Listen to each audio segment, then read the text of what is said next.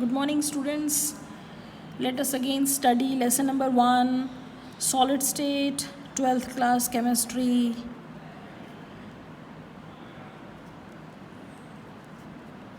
And in my last video, I have made you aware about what is packing efficiency. And we have also discussed about packing efficiency in HCP and CCP structures. So let me make you recall what exactly do you mean by packing efficiency. Is nothing but the percentage of the total space filled by the particles in the solid arrangements. So today let us move ahead with the talk of packing efficiency in body centered cubic structures. So students, we are very well aware that when you are talking about body centered cubic arrangement, it is something like this, where you have a cube like this. You can take into consideration your room, where you are having 8 corners like this, and here I will be taking the atoms placed diagonally for easy reference. You know that in body centered you have atom at the center and atoms at the corners. So let me take this atom at the corner here and another atom here at this corner. As I just now told you, I am taking spheres along the body diagonal. So these are the atoms which are placed at the corners, and this is the atom which is at the center of the body, and that is why it is referred to as body centered cubic structure. Now students, actually you have atoms here also. At all these places also you have atom. Okay, but for simplicity I have taken only these 3 to show you. Otherwise atoms are there placed at all 8 corners too.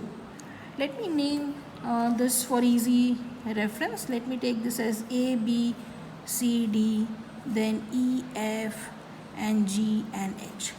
Okay, we are now trying to find out the packing efficiency. So let me start with in triangle. Let us take this triangle EFD. Okay, so let us take this triangle EFD. Now you know that this would be forming the edge, all these edge, as it is a cube. Let me take this as A, then this also will be A. Yeah, this won't be A, students. We will find this. Okay, so EFD triangle will give you FD. Let us take this FD as B for the time being. So in this case you will have B square will be A square plus A square. You are all very well aware about the usage of the formula since your 10th standard. Okay, this forms your hypotenuse. So according to Pythagoras theorem you have this. So B square gives rise to 2A square, or like you can otherwise say B will be giving you 2 root A. Now let us take this triangle where you have AFD, this A, F and D. So let me join AF, where this is the body diagonal. Okay, so let me name this AF as C. So now in this case your C square would be nothing but B square plus A square, because this is again A edge, so A. Fine. Now just now we have found out that your B square is 2A square here. So your C square would be your 3A square. So finally you have again like B, C will be equal to root 3A. Now the point which we need to discuss here further is, what is C?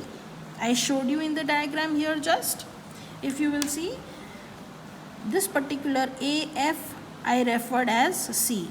You can see that this atom's radius is this part. This atom's part, this is radius, and this is the central atom. This is the diameter, which is nothing but 2r. So complete you are having this R, 2R and this R. So you are having 4R as C. Okay, so you can say that here your C is nothing but 4R. Therefore, you can write root 3A will be equal to 4R. Or you can write A as 4R by root 3. Or there are innumerable ways to write. R will be equal to root 3 by 4A. This is an important part, students. This is utilized in doing numericals, and so I am showing you all the possibilities. Please keep a note of it. Now when you are talking about BCC structure, we are very well aware that the total number of atoms in BCC is 2.